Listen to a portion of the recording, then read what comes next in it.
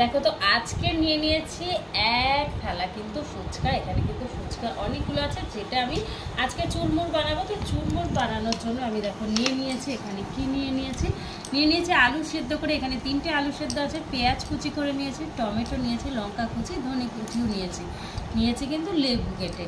এখানটায় মটর সেদ্ধ করে নিয়েছি, টক জল এখানটায় আছে কিন্তু চাট মশলা নিয়ে নিয়েছি। আর এখানে শুকনো লঙ্কা সামান্যগুলো চাট মশলার প্যাকেট এখানে আছে, এখান থেকে আমি একটু সামান্য ঢেলে নিয়ে নিয়েছি। তো চুরমুর কীভাবে বানাই তোমরা দেখতে থাকো। পাত্রের মধ্যে প্রথমে আলুগুলো নিয়ে নেব, আলু, কোচানো পেঁয়াজ, টমেটো, ধনে পাতা, কোচানো লঙ্কাটাও নিয়ে নেব।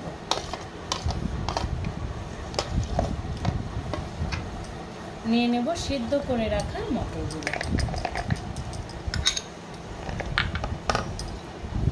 চাট মশলা, শুকনো লঙ্কার গুঁড়োটাও দিয়ে দেবো এর মধ্যে।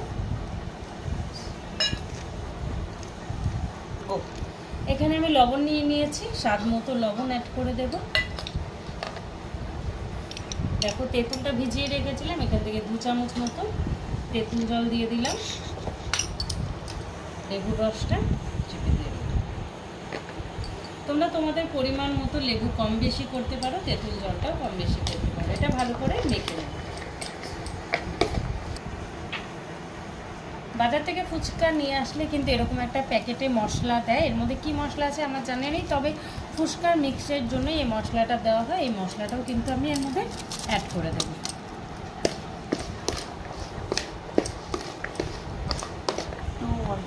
দেখো দেখে মনে হচ্ছে না হেভি টেস্টি, সত্যি কিন্তু এটা হেভি টেস্টি। এটা আলু কাবলি হিসাবেও তোমরা খেতে পারো এরকমভাবে বানিয়ে।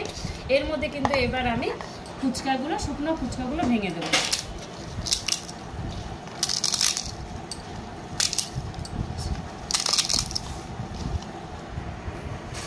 দেখো আমি কিন্তু ফুচকাটা পুরো ভেঙে নিয়েছি। এর মধ্যে আরও 2 চামচ মতো তেঁতুল জল দিয়ে দেবো।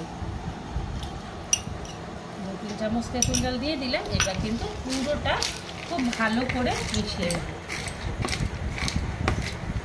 দেখো আমার কিন্তু চুরমুর রেডি হয়ে গেছে। এবার কিন্তু আমি চুরমুরটা পরিবেশন করি। দেখো আমি কিন্তু চুরমুর একদম সার্ভ করে দিয়েছি। এর মধ্যে আমি নিয়ে নিয়েছি ঝুরি ভাজা, সামান্য ওপর দিয়ে ছড়িয়ে দিয়ে কিন্তু পরিবেশন করে দিলাম এবং তোমাদের জন্য পাঠিয়ে দিলাম। অবশ্যই কিন্তু দেখে কমেন্ট করে জানাবে আমার বানানো চুরমুরটা কেমন হয়েছিল। যদি ভালো লাগে এরকমভাবে বানিয়ে খাবে।